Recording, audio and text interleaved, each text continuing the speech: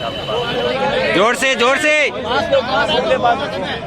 हम लोगों का डेलीगेशन गया था सीएम साहब के पास में, तो सीएम साहब ने हमें 5 मिनट आराम से दिए, अच्छे से हमारी बात को समझा।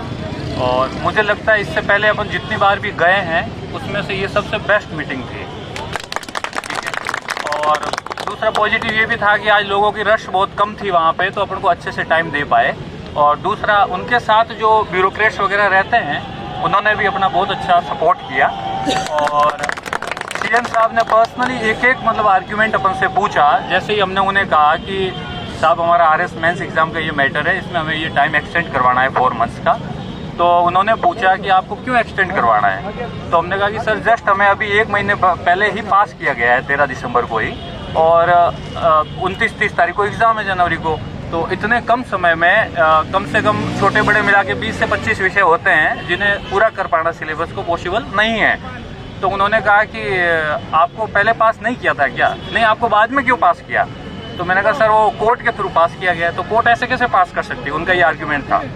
तो उनके साथ में जो देवाराम जी थे, जो उनके OSD है, उन्होंने उनको समझाया कि अनरिजर्व कैटेगरी से जनरल मतलब OBC और MBC का कट ऑफ ऊपर गया था।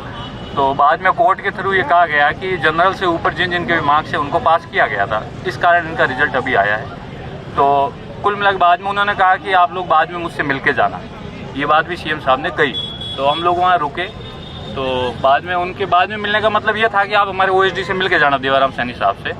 तो देवाराम जी से हम बाद में मिले, तो देवाराम जी ने ये कहा कि RPSC मेंबर्स से हम बात कर रहे हैं और RPSC मेंबर्स को हमने बुलाया भी है और हम आपकी बात कर रहे हैं, मीटिंग हम कर रहे हैं।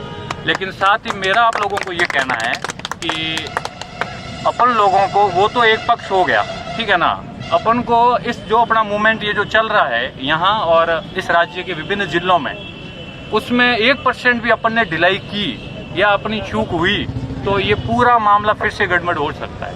सोचने वाली बात है ये। सही है। अपन को दोहरे उत्साह के साथ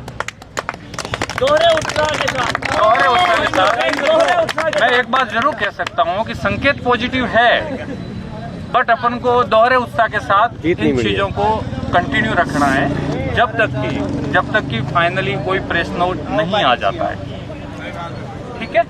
बाकी विवेक जी सुनाएंगे अभी।